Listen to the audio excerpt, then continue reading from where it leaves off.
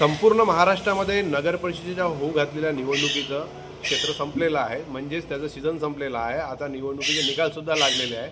परंतु गडचिरोली जिल्ह्यातला एक निकाल पाहण्यासारखा म्हणजे गडचिरोली जिल्ह्यातील प्रभाग क्रमांक 4 मधील श्रीकांत देशमुख हे 717 मताने निवडून आलेले आहेत. त्याच्यामध्ये फक्त 1 मतांमुळे ते निवडून आलेले आहे. महत्त्वाचा विषय म्हणजे एका मताचा किती फरक पडू शकतो याच्यातून हे सिद्ध झालेलं आहे. कारण की लोकांचा जे मताधिकार आहे, मताधिकारातून जे निवडून आलेले नगरसेवक किंवा नगराध्यक्ष आहेत त्यांना एक मताचा किती फायदा होत असतो याच्यातून हे चित्र दिसत आहे.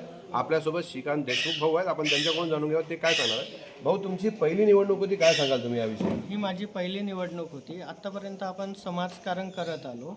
जनतेनेच, या प्रभागातील जनतेनेच पुढे केलेलं आहे आम्हाला या निवडणुकीसाठी.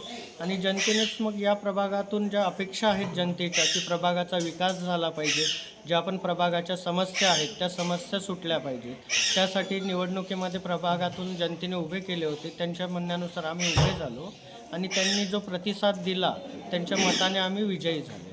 भाऊ, मला एक सांगा, जसं आता मतमोजणीच्या वेळेस तुम्ही त्या ठिकाणी होता आणि मताची जे काउंटिंग चालू झाली होती, मोजणी चालू झाली होती, त्यानंतर एक मताचा ज्या ठिकाणी फरक पडला त्यावेळेस तुमच्या मनात काय धडधड कशी निर्माण झाली होती, काय सांगाल? त्यावेळेस खूप धडधड निर्माण झाली होती. त्यावेळेस कळालं की एक मत जे आहे ते किती महत्त्वाचं आहे. त्यात एक मत जर कमी असता तर आज जे चित्र आहे ते चित्र उलट असतं या परिस्थितीमध्ये. म्हणून प्रत्येक एक मतदार महत्त्वाचा आहे आणि प्रत्येक मतदाराचं एक मत जे आहे ते महत्त्वाचं आहे.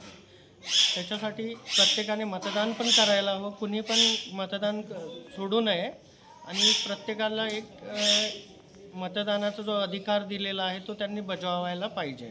बरं, मला एक सांगा, आता वार्डात अनेक समस्या आहेत, त्या समस्येचं निराकरण तुम्ही कशा पद्धतीने कराल, कशा तुम्ही त्यांच्या वार्डामध्ये सर्वात महत्त्वाच्या समस्या ज्या आहेत तर पाणी पुरवठ्याच्या समस्या आहेत. खूप ठिकाणी जे गढूळ पाणी वगैरे पुरवठा होतो, त्याच्यानंतर नाल्यांच्या समस्या आहेत, त्याच्यानंतर रस्त्यांच्या समस्या आहेत.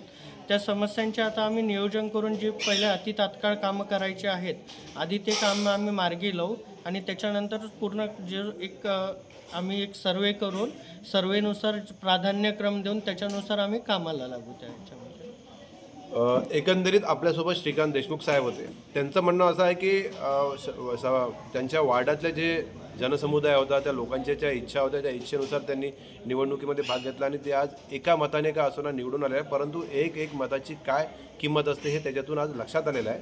NDTV मराठीकरता मनीष रक्षेवार, गडचिरोली.